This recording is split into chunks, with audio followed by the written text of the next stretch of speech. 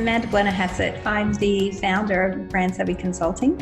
We're one of Australia's leading boutique business growth and marketing consultancies, and I'm really glad that you decided to join us today on this online training because I'm going to share with you the exact step-by-step process that I use to help the Just for Pets retail group to not only win Australia's biggest marketing award against finalists like IBM and Coca-Cola, but also to actually grow their whole business from a $1.8 million turnover business to an $11 million turnover business, or 575% growth in only 18 months. So let's jump into it.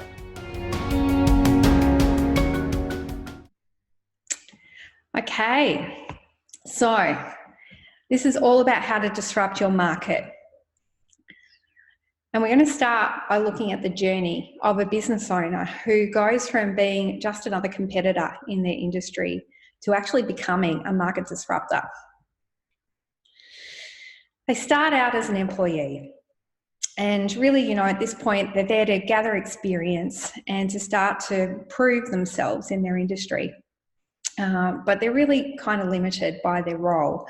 They're working within their boss's vision, they're working within their values, and a whole lot of other parameters that just mean that they can only do their job one way. So often at this point, they decide to become an entrepreneur. It's really exciting, you get to have your own business, you're working hard, and over time you start to actually be able to develop your own way of doing things and testing those ideas, and you start to build a reputation and a clientele in the business. The trouble is that over time, a lot of companies can become just another competitor. And, really they're like super flat out, they're competing against a lot of other firms. They might find that the industry's evolved and the service that they once provided that was a little unique is becoming more commoditized. And they might just find that they're starting to plateau, or even some companies head into major kind of oh shit territory where the company's really in a bit of trouble. At this point, a lot of business owners really feel pretty burnt out. They're so busy managing the whole organisation and dealing with all the politics and all that stuff that they're starting to lose touch with what really excited them about the business in the first place. And really the secret of breaking through is that it's critical that they actually become an innovator. So these kinds of companies, they're doing something that is different in the market. They have a different perspective. And really what's important is that they need to identify, isolate what is that unique brilliance, that unique point of difference that they have to offer versus everybody else. They also need to think about what is it that will enable them to become known as a leader. And I see lots of this. A lot of people kind of underestimate the value of what they're sitting on. So how can they reinvent themselves and start to create an exciting brand and the new solutions that is going to enable them to connect with clients that actually value them and stop having to compete on price and other things like that. If their idea is a true game changer, they really can step up into becoming a disruptor. Because they start doing something differently in the industry that people really want. Sometimes this is kind of common sense, but common sense isn't always that common. So really just finding this new way to approach things and to offer a better service to your customers in a better way that's exciting and compelling, you become the one to watch. It's leading the industry, and finally opportunities chasing you. So what's the key to success in doing this? I want to start by just touching on the phases of business because a lot of clients that I've worked with don't exactly identify with which stage they're up to. The startup zone is where everybody starts out, and some companies can be in the startup zone for a long time. In the startup zone, you're focusing your resources on determining who the target audience is that really resonates with what you have to offer, what the customer's needs and wants actually are, which really just comes from experience, what your value proposition is. So what's the specific value that you can offer to these people that they're going to want to pay for? what's the right product and service mix that you're going to provide to these people, so that, you know, they win and you win.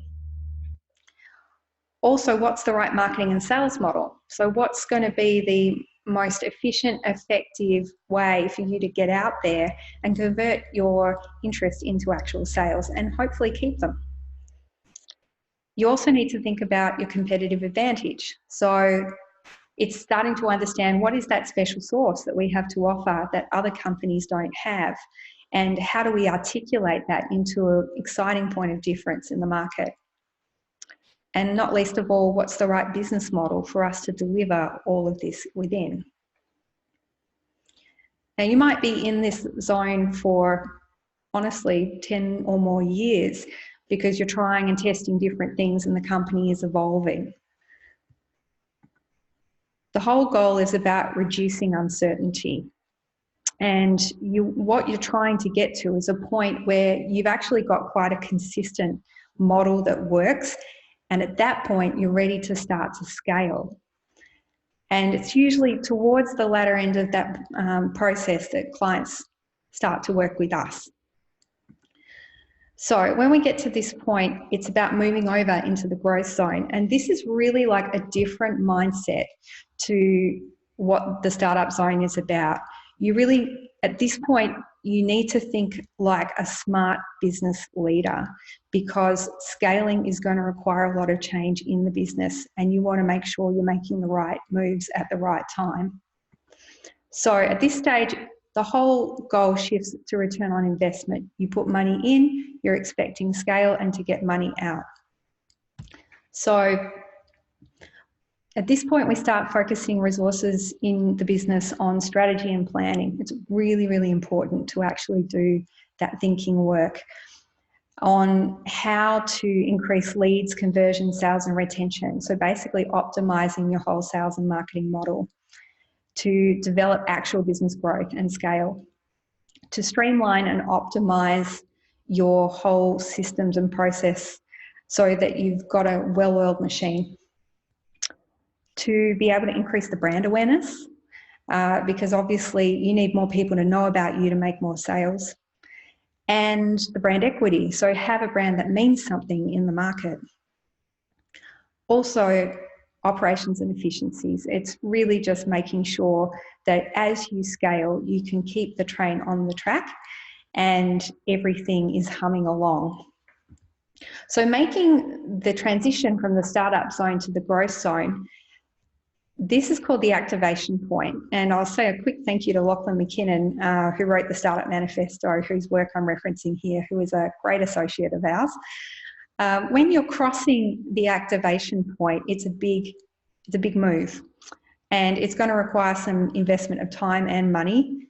And basically at Brand Savvy, that's what we help people do. We help them cross that point. So what do you need to master if you want to become a disruptor in your market? The first thing is leadership. Leadership is super, super important. If you were to ask me what the difference is between, of the many projects that I've worked on over the years, the ones that really make it and the ones that don't, it comes down to this. Because growth always requires change, and it needs you to lead it well, and it needs you to be able to keep up with a constant space of being out of your comfort zone. But that's all part of the fun. So this is about having a clear vision and a great culture in your business. And it's about having the confidence and the skills to champion change. So sometimes at this point, some clients need a little bit of leadership coaching support. That's a really good idea. A lot of the world's most successful leaders have had consistent ongoing executive and leadership coaching throughout their career to continue to grow and to get to that point. So really, that kind of thing is an awesome way to ensure that you have all the skills and support that you need as a leader. The second thing that you need that is super important is wow factor. You need a big idea if you're going to be a disruptor in the market. It needs to be a game changer. And you want to have a really awesome brand to be able to express this idea from the business. This is really like the heart and soul of your whole business. And you need to have great marketing campaigns that are going to actually stand out, because as we know, everyone's really busy these days. They've got a lot of demands on their time, their headspace, and their wallets. So if you're going to get their attention, you need to do it in a great way. And oftentimes this is really involving education as well. Then basically around this sort of core of the business, you've got the foundations. So solid products. You really want to know that you've got the right mix that's going to support your target audience and your business. You want to have an awesome team, the right people that are doing the right jobs within the right structure. That helps everything to flow really well. You want to have some really good systems so that you are supporting your team to deliver on your business requirements and making it easy for them to do great work that makes your customers happy. And you want to have a really good handle on finance. So that means having the right financial advice and putting the right financial systems and methods in place so that you can measure and manage the growth of the business. It also means that you may need to get some funding to support the actual growth of the company and step into these opportunities. And there's lots of options available depending on how you need to do that.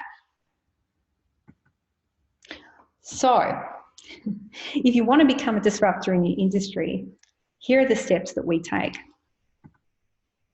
The first one is discovery. And at this point, we're looking at what's working and what's not working in the business. It's a great opportunity to just put it all on the table and start to reassess. We also want to start to dig into your unique story. So we look at things like how your career progressed. What were you like as a kid? What did you love to do? Why did you get into this work in the first place? And perhaps even starting to think about how you do it differently. So you might find that there's particular approaches that you take or things that people say about why you're different that are giving you some really strong clues about where you want to go and how you're going to offer something better to the market. You also want to have a think at this point about the kind of legacy you want to leave. For example, you might be thinking in another 10 or 15 years' time, I'd really like to sell this business and I'd like to retire, or I'd like to do something new. And I want to leave a great mark on the industry. So what is this legacy that I want to leave as a result of the time that I've spent doing this in my life? So we start to get a bit of a clear picture of that and we move into investigating. And this is where we start to look further afield outside of the business. We'll be looking at like what's happening in the market, what are the trends, and what are the things that we need to navigate around that might be challenges in the future. Also, what's happening with your competitors. It could have been quite a while since you really stopped and had an objective look at what they're doing.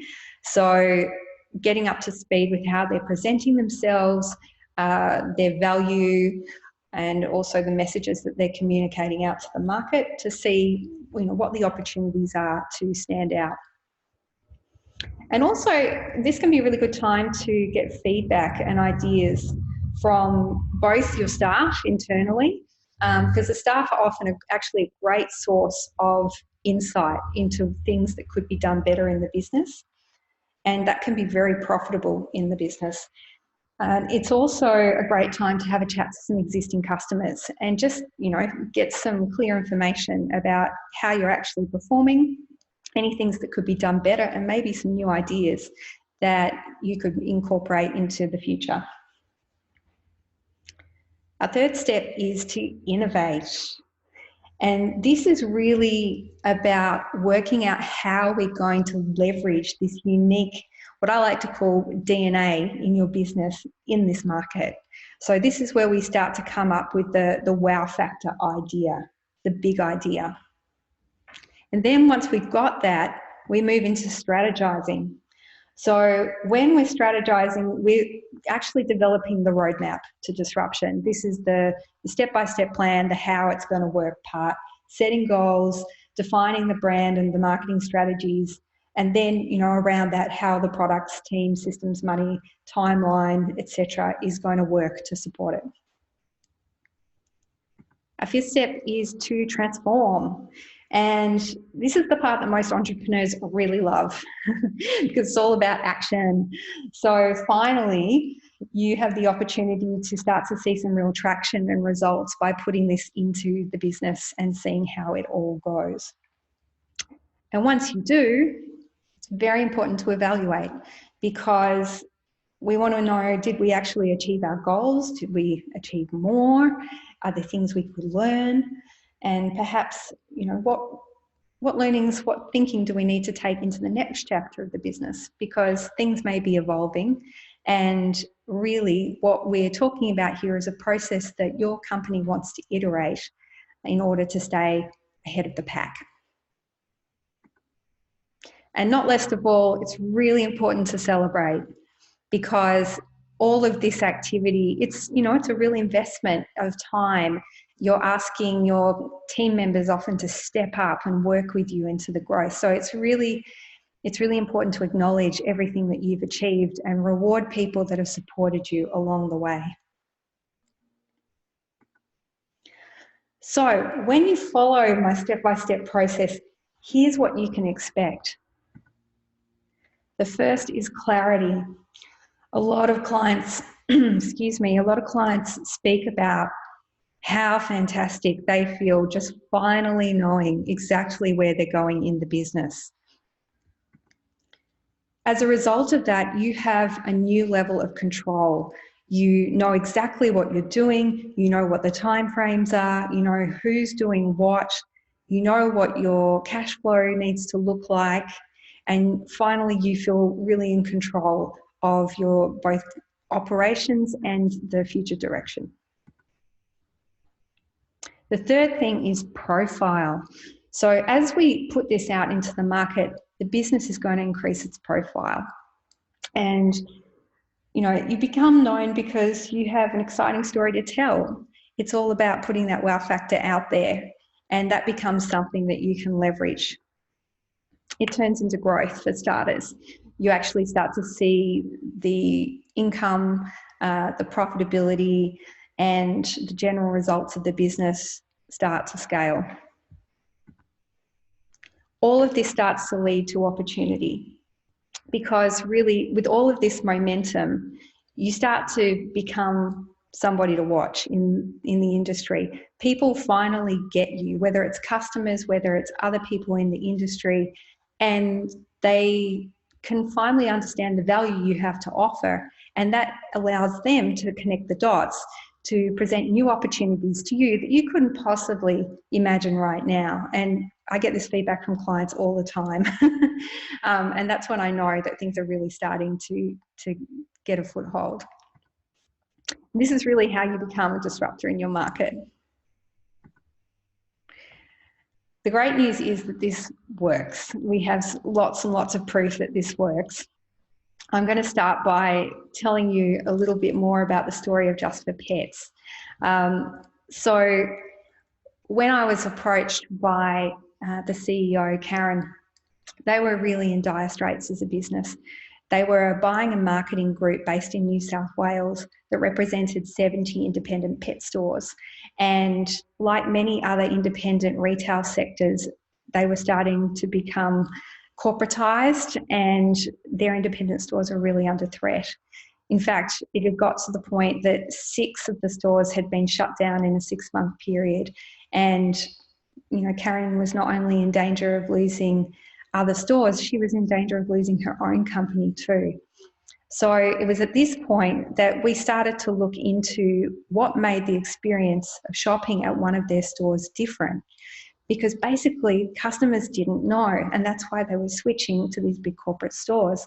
And what she told me was that when customers go to a Just for Pets store, they get expert pet health knowledge and they get great customer service. So we needed a way to be able to communicate that with wow factor to a market that was kind of starting to switch pretty quickly. And as we talked more about her life, she shared with me the story of earlier in her career when she was a registered nurse. And she went on to work with a pharmacy and convinced the pharmacy that they should allow her to open a free baby health clinic, because they lived in a little rural town and the maternal health services weren't great. So when she did this, the mums would come in and get their baby health checks. And in actual fact, it ended up increasing the sales for the pharmacy, because they would then go on and buy things to help solve their problems. And not only that, they became really loyal customers. When she said that, a huge light bulb went on, and I thought, this is the answer. What if a Just for Pets store becomes the step before the vet, in the same way as a pharmacy is before the doctor? And so we designed a free 6-point pet health check that would cover all the major areas that a pet owner needs to check to make sure that their pet is well. Their whole passion as a business was about happy, healthy pets and taking great care of their customers and their animals. So all of this was completely within the heart and soul and purpose of the business. We then needed a way to activate this. So we developed an in-store pet health centre, and we trialled this in 4 of their stores in New South Wales. And I can hand on heart say that I have never seen something work like this did.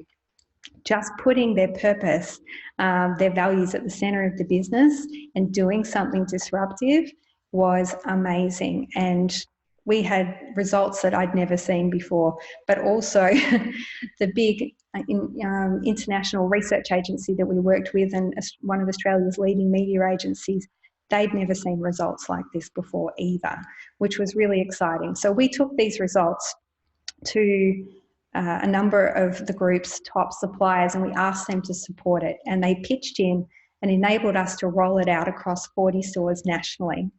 So as a result of that, the business, the Just for Pets head office business, was able to dramatically increase its sales.